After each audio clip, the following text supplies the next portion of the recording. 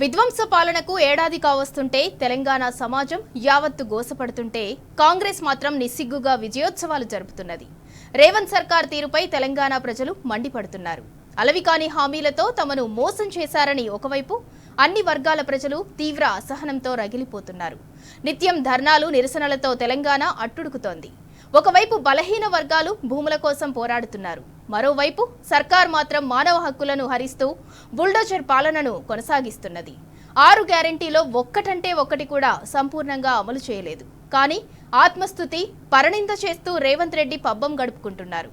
అందుకు తెలంగాణలో కాంగ్రెస్ సర్కార్ చేస్తున్న విజయోత్సవాలే నిదర్శనం.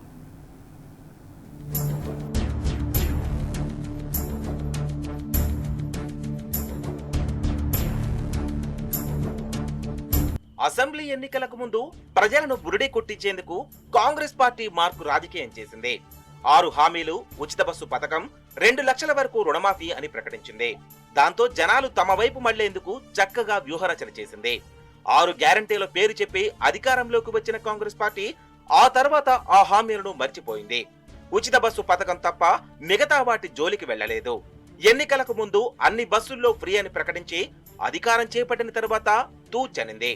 పల్లె వెలుగు ఎక్స్ప్రెస్లోనే మాత్రమే అని బుకాయించింది. ఉన్న ఎక్స్ప్రెస్ సర్వీసులను తగ్గించి సునకానందం పొందింది. రేవంత్ రెడ్డి పగ్గాలు చేపట్టేందుకు కారణమైన ఉచిత బస్సు స్కీమ్ లో కొర్రీలు పెట్టి కాంగ్రెస్ మార్కు రాజకీయం అంటే ఇదేనని రుజువు చేశారు. ఉచిత బస్సు పథకం వల్ల ఉపాధి కోల్పోయి ఎంతో మంది ఆటో డ్రైవర్లు ఆత్మహత్యలకు పాల్పడ్డారు.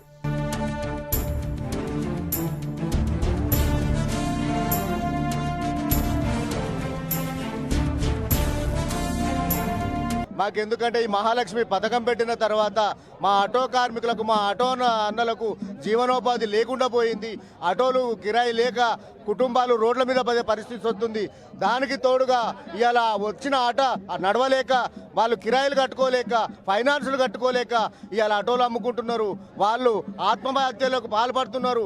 ఆ ఆత్మహత్యలు చేసుకున్న ఆటో కార్మికులకు ఏదైతే మీరు ఎక్స్గ్రేషియా ఇస్తా అన్నారో ఆ 25 లక్షల ఎక్స్గ్రేషియా ఇవ్వమంటున్నాము. మాకు సంవత్సరానికి ఇస్తా అన్న 12,000 భృతి ఇవ్వమంటున్నాము. ఇవాళ మీరు కళ్ళబొల్లి మాటలు చెప్పి మా ఆటో కార్మికుల మీద పొట్టగొట్టే ప్రయత్నం చేస్తున్నారు.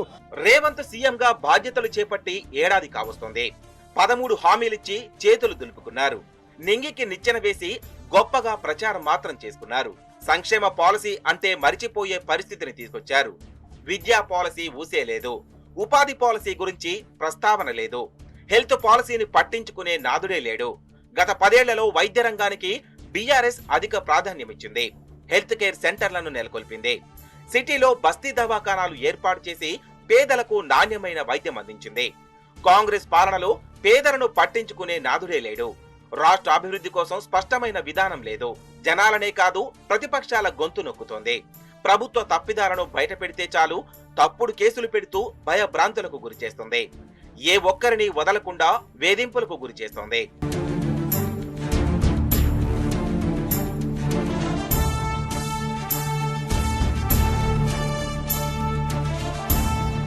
వంద రోజుల్లో 6 గ్యారంటీలు అమలు చేస్తామని జనాలను మోసం చేసింది. తొలి కేబినెట్ సమావేశంలో గ్యారంటీలను అమలు చేస్తామని ఆశలు రేకెత్తించారు.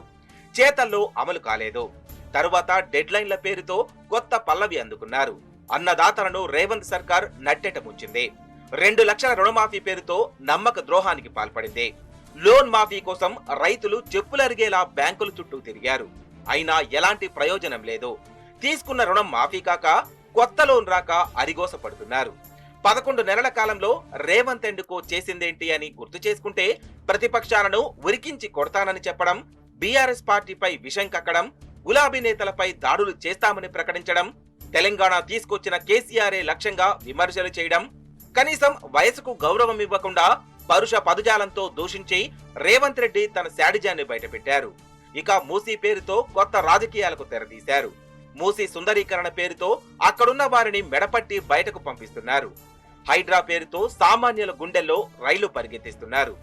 ఎప్పుడు ఏ క్షణాన ఎక్కడి నుంచి హైడ్రా బుల్డోజర్ వస్తాయోనని జనం ప్రాణాలు అరచేతిలో పెట్టుకొని ఉంటున్నారు. 11 నెలల రేవంత్ సర్కార్ చేసిన విధ్వంసం అంతా ఇంత కాదు. దీంతో రాష్ట్రాభివృద్ధి 100 ఏళ్లు వెనక్కి వెళ్ళింది. గత ప్రభుత్వ హయాంలో రాష్ట్రం స్వర్ణయుగాన్ని తలపిస్తే ఇప్పుడు దగాపడ్డ తెలంగాణ కళ్లకు కనిపిస్తోంది. కేసీఆర్ ముందు చూపుతో 9.5 ఏళ్లు రాష్ట్రం అభివృద్ధిలో పరుగులు పెట్టింది. సంక్షేమంలో ఆకాశమంతా ఎత్తుకెళ్లింది. విద్యకు అధిక ప్రాధాన్యమిచ్చింది. వైద్యం గురించి ప్రత్యేకంగా చెప్పాల్సిన అవసరం లేదు. ఉపాధికి పెద్దపీట వేసింది. విద్యుత్ రంగాన్ని సమూలంగా ప్రక్షాళన చేసింది. రైతులకు నిరంతరం నాణ్యమైన కరెంట్ ఇచ్చింది. వ్యవసాయ రంగంలో సమూల మార్పులకు శ్రీకారం చుట్టింది. కేసీఆర్ ప్రవేశపెట్టిన రుణమాఫీ పథకాన్ని కేంద్ర ప్రభుత్వం కాపీ కొట్టింది. పీఎం కిసాన్ సమ్మాన్ పథకం ప్రవేశపెట్టింది. అన్ని రంగాల్లో తెలంగాణ రాష్ట్రాన్ని నెంబర్ 1 గా నిలిపారు కేసీఆర్.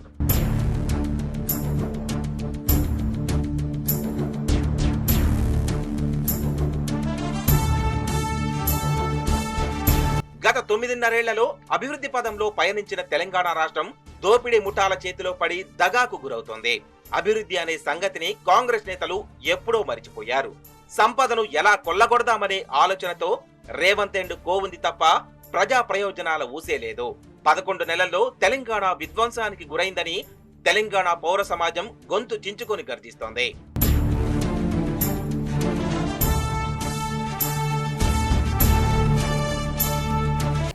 ఏడాది కాంగ్రెస్ సర్కార్ పాలనపై యావత్ తెలంగాణ మరలబడుతున్నది.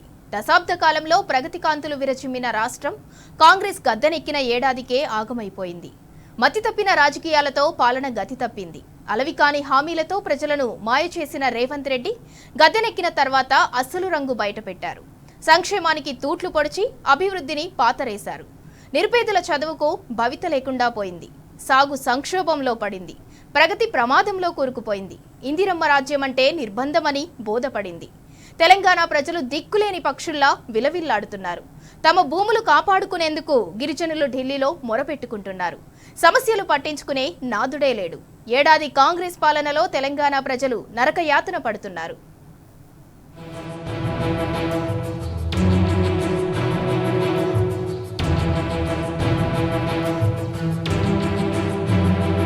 గతమెంతో ఘనం.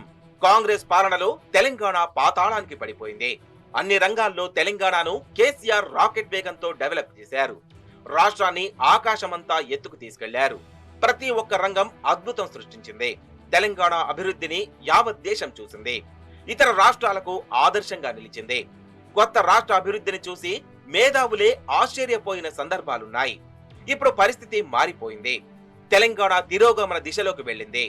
కొట్లాడి తెచ్చుకున్న తెలంగాణ మళ్లీ ఆగమైపోయింది. 11 నెలల కాలంలో రోడ్డెక్కని వర్గం లేదు. ఉద్యోగం కోసం నిరుద్యోగులు గొంతెత్తి నినదించారు. ఆడబిడ్డలకు రక్షణ కరువైంది. సెక్యూరిటీ లేదని రోడ్డెక్కి ధర్నా చేయాల్సిన గతి తీసుకొచ్చింది.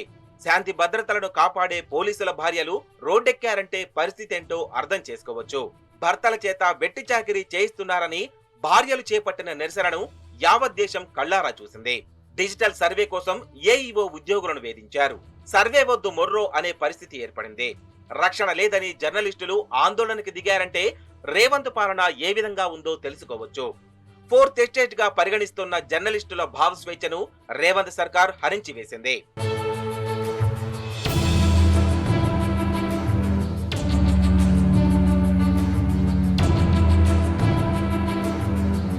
మరోవైపు రుణమాఫీలో మెలికలు వద్దని రైతులు వేడుకుంటున్నారు.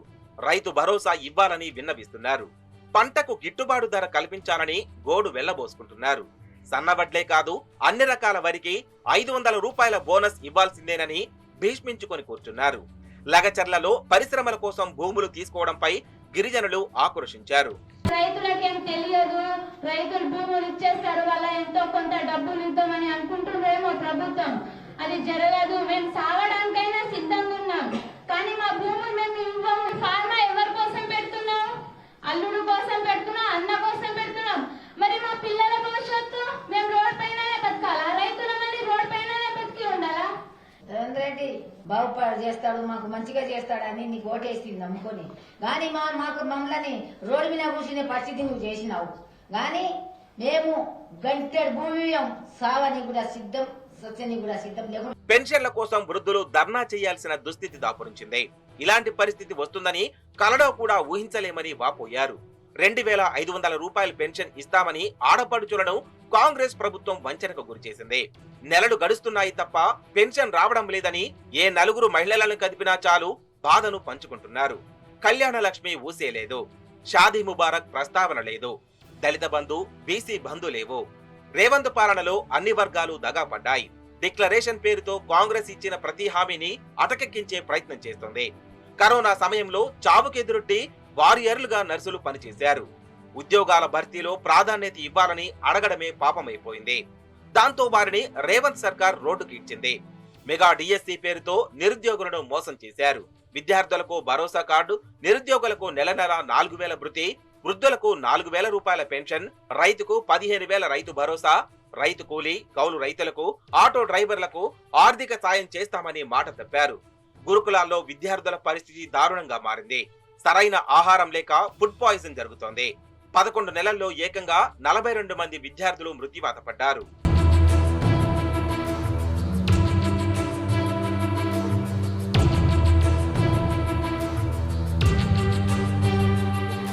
రేవంత్ పాలనలో రైతులకు తిప్పలు తప్పడం లేదు. రాష్ట్రంలో అన్నదాతల ఆత్మహత్యలు పెరిగాయి. రుణమాఫీ కాక అప్పుల భారం పెరిగింది. రైతు భరోసా వస్తే కనీసం విత్తనాలు, ఎరువులు, పురుగు మందులు, కూలీల ఖర్చులకు పనికొస్తాయని భావించారు. రుణమాఫీ జరగక, రైతు భరోసా పడక రైతులు అప్పుల ఊబిలో మునిగారు. ప్రభుత్వం నుంచి ఎలాంటి సాయం అందక ఉరికొయ్యలకు అన్నదాతలు వేలాడుతున్నారు. ఎన్నికలకు ముందు కౌలు రైతుల గురించి చెప్పిన కాంగ్రెస్ పార్టీ అధికారంలోకి వచ్చిన తర్వాత దాని ఊసే ఎత్తడం లేదు. కౌలు రైతులకు ఆర్థిక సాయం చేస్తామని ప్రకటించారు. పట్టా భూమి ఉన్న రైతుకు ఇచ్చిన విధంగా కౌలు రైతులకు ఇస్తామని గప్పాలు కొట్టారు. అధికారంలోకి వచ్చిన తర్వాత కౌలు రైతుల కష్టాలను పట్టించుకున్న నాదుడే లేడు. కౌలు రైతులు 2 పంటల కాలం నష్టపోయారు. రేవంత్ రెడ్డి సర్కార్ నోట్లో మట్టి కొట్టిందని, దగా పడ్డామని కౌలు రైతులు అంటున్నారు. భూమి ఉన్న వారికి కాకుండా భూమిని సాగు చేసే వారికే రైతు భరోసా ఇస్తామని చెప్పడంతో భూ యజమానులు కౌలుకి ఇవ్వడానికి ముందుకు రావడం లేదు. దీంతో రాష్ట్రంలో 44 లక్షల కౌలు రైతులకు చేసేందుకు భూమి లేక రోడ్డున పడ్డారు.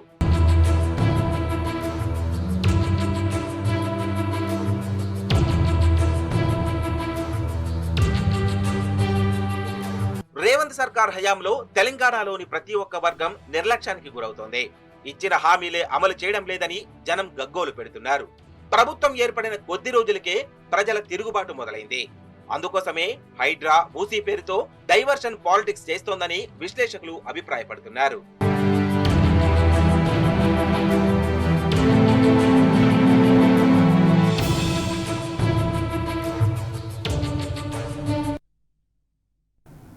తెలంగాణలో రేవంత్ సర్కార్ ఏం చేసిందని విజయోత్సవాలు చేసుకుంటుందో అర్థం కావటం లేదు.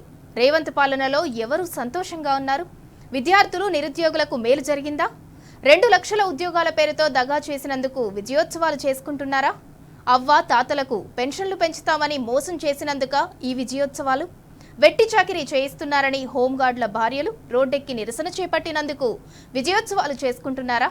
రుణమాఫీ జరగక రైతులు ఆత్మహత్యలు చేసుకున్నందుక ఈ సంబురాలు? రైతు భరోసా ఎగ్గొట్టినందుక ఈ విజయోత్సవాలు? తమ భూముల కోసం పోరాడుతున్న లగచర్ల గిరిజనులపై దమనకాండ సాగిస్తున్నందుక ఈ ఉత్సవాలు? యావత్ తెలంగాణ ప్రశ్నిస్తున్నది.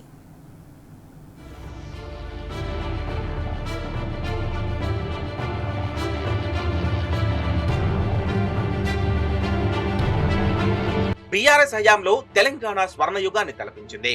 మిషన్ కాకతీయతో రాష్ట్రంలో 40,000 చెరువులు నిండాయి. మండు టెండలో మత్తళ్లు దూకాయి. వాగులు గలగల పారాయి. ఇప్పుడు ఆ పరిస్థితి లేదు. రాష్ట్రాన్ని పాలించడం చేతగాని రేవంత్ రెడ్డి పార్టీ గురించి ప్రస్తావిస్తారే తప్ప ప్రాజెక్టుల ఊసే ఎత్తరు. మేం గేట్లు తెరిస్తే బీఆర్ఎస్ ఖాళీ అవుతుందని అహంకార పూరితంగా మాట్లాడతారు.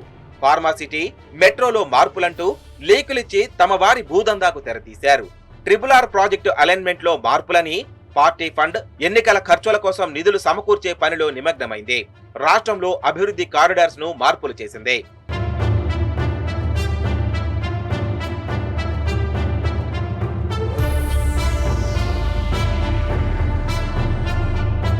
హామీల అమలుపై రేవంత్ రెడ్డి మాట తప్పారు. డెడ్ లైన్ ముగియడంతో చివరికి దేవుళ్లపై ఒట్టని కొత్త మోసానికి తెరతీశారు. ఇలా దేశంలోనే కాదు ప్రపంచంలో ఏ ముఖ్యమంత్రి దేవుళ్లపై ఒట్టు వేయలేదు. ప్రజలనే కాదు దేవుళ్లను కూడా మోసం చేసిన ఘనుడిగా రేవంత్ రెడ్డి చరిత్రకెక్కారు. ఇందిరమ్మ రాజ్యం పేరుతో రౌడీ రాజ్యం తీసుకొచ్చారు. నిజానికి ఇందిరా హయాంలోనే పౌర హక్కులను కాలరాశారు. దేశంలో ఎమర్జెన్సీ విధించి చెడ్డ పేరు తీసుకొచ్చారు. చెట్టు ఒకటైతే విత్తనం మరొకటవుతుందా అన్నట్టు రేవంత్ అండ్ కో రెచ్చిపోతున్నారు. రాష్ట్రంలో కాంగ్రెస్ సర్కార్ అప్రకటిత ఎమర్జెన్సీ అమలు చేస్తోంది. హైదరాబాద్ లో 144 సెక్షన్ అమలు చేస్తోంది. ఇందిరా పార్క్ లో ఆంక్షలు విధించింది. ట్యాంక్ బండుపై గల అంబేద్కర్ విగ్రహం చుట్టూ గోడలు కట్టే ప్రయత్నం చేస్తోంది. సచివాలయాన్ని పోలీస్ వలయంగా మార్చేశారు. కంచెలు బద్దలు కొడతామని ప్రగల్భాలు పలికారు. కొత్త కంచెలు ఏర్పాటు చేసి కాంగ్రెస్ మార్కు బుద్ధిని చూపించారు. గన్ పార్క్ ను నిషేధిత ప్రాంతంగా మార్చేశారు. అమరుల స్తూపాన్ని పోలీసుల వలయంలో నిర్బంధించారు. తెలంగాణ ఉద్యమకారుడు బలిదశ ఉద్యమానికి రూపకర్త సాయిబాబా మృతదేహాన్ని అమరుల స్తూపం వద్ద పెట్టడానికి ప్రభుత్వం అనుమతి ఇవ్వలేదంటే రేవంత్ సర్కార్ వైఖరేంటో అర్థం చేసుకోవచ్చు.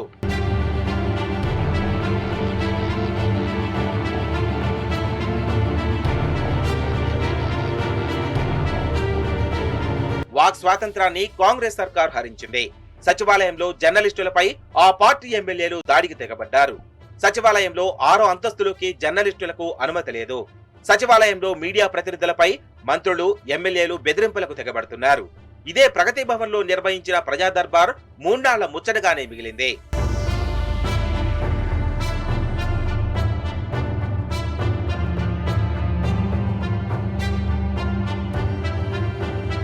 నిరుద్యోగుల నోట్లో కాంగ్రెస్ సర్కార్ మట్టి కొట్టింది. ఉద్యోగాలు భర్తీ చేస్తామని ప్రకటించి ఆశలపై నీళ్లు చల్లింది. ఉద్యోగాలు భర్తీ చేసే వరకు నిరుద్యోగ భృతి ఇస్తామని మేనిఫెస్టోలో పెట్టింది. ఎన్నికల ప్రచారంలో కాంగ్రెస్ నేతలు వాగ్దానాలు చేశారు. అధికారంలోకి వచ్చిన తర్వాత ఉద్యోగాల భర్తీపై కాలయాపన చేస్తున్నారు. దీంతో నిరుద్యోగులు ఆత్మహత్యలు చేసుకుంటున్నారు. మెగా డిఎస్సితో పాటు 2 లక్షల ఉద్యోగాలు భర్తీ చేస్తామని నమ్మబలికారు. నిరుద్యోగులకు ప్రభుత్వ ఉద్యోగాలు ఇవ్వడం సాధ్యం కాదని మంత్రులు కుండబద్దలు కొట్టారు. అటు నిరుద్యోగ భృతిపై కాంగ్రెస్ మాట మార్చింది. నిరుద్యోగుల భావోద్వేగాలపై ఆటాడుకుంది. ఎన్నికల్లో ఓట్లుగా మార్చుకుంది. ఎన్నికల్లో నిరుద్యోగ భృతి ఇస్తామని చెప్పలేదని అసెంబ్లీ సాక్షిగా డిప్యూటీ సీఎం భట్టి విక్రమార్క ప్రకటించి నిరుద్యోగుల పొట్టగొట్టారు. నిరుద్యోగ భృతి ఇచ్చేది లేదని యువతను నయవంచన చేశారు. ఉద్యోగం వచ్చే వరకు నిరుద్యోగులకు నిరుద్యోగ భృతి ఇస్తామని మేనిఫెస్టోలో పెట్టలేదని బుకాయించారు. జీవో 46 వల్ల నష్టపోయిన ఉద్యోగార్థులు ప్రజాభవన్ ముట్టడించారు. ప్రభుత్వంపై తిరుగుబాటుకు నిరుద్యోగులు సన్నద్ధమవుతున్నారు. ఇందిరా పార్క్ లో నిరుద్యోగులు ధర్నాలు చేస్తుంటే వారిని బలవంతంగా పోలీసులు ఈడ్చుకెళ్లారు.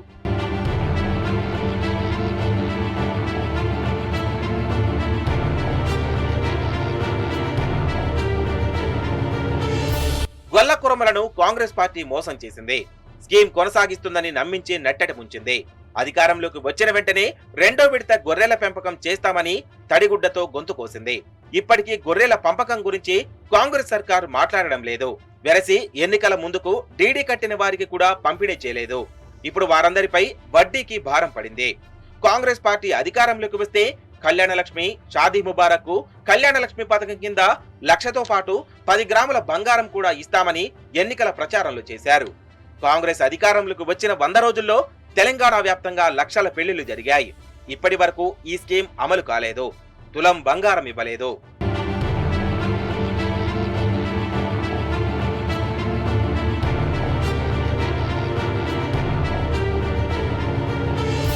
రాష్ట్రంలో మిషన్ భగీరథతో ప్రతి ఇంటికి సురక్షితమైన మంచినీరిస్తే 10 ఏళ్ల తర్వాత రాష్ట్రంలో మళ్లీ తాగునీటి కరువును కాంగ్రెస్ పార్టీ తీసుకొచ్చింది. తెలంగాణలో మళ్లీ ట్యాంకర్లు దర్శనమిస్తున్నాయి. గ్రామాల్లో జనం మంచినీళ్ల కోసం రోడ్డెక్కుతున్నారు. సీఎం రేవంత్ రెడ్డి ప్రాతినిధ్యం వహిస్తున్న కొడంగల్ నియోజకవర్గంలో మంచినీటి కోసం మహిళలు రోడ్డెక్కారు.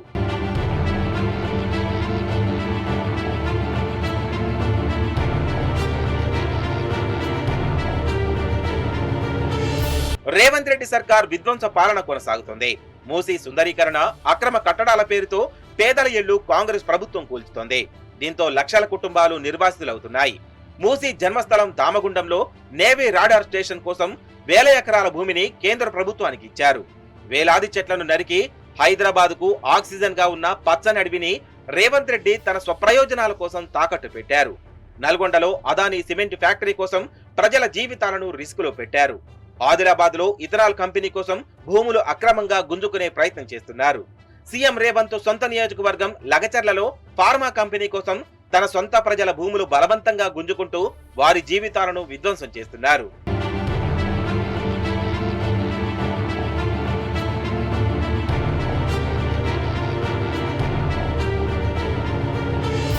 అవ్వాతాతలను రేవంత్ రెడ్డి సర్కార్ నమ్మించి దగా చేసింది. ఒంటరి మహిళలను, వికలాంగులను ఢోకా చేసింది. వృద్ధులకు ఇస్తామని 4000 పింఛన్ ఇవ్వడం లేదు. వికలాంగులకు ఇస్తామన్న 6000 ఇవ్వకుండా కాంగ్రెస్ ద్రోహం చేసింది. 2000 పింఛన్లు 4000 ఇస్తామని చెప్పి వృద్ధులను మోసం చేసింది. ప్రభుత్వం వచ్చి ఏడాదవుతున్నా ఇప్పటికీ 4000 పింఛన్లపై ప్రతిపాదన తీసుకురాలేదు. డిసెంబర్ నుంచే పెంచిన పింఛన్ ఇస్తామన్నప్పటికీ ఇవ్వలేదు.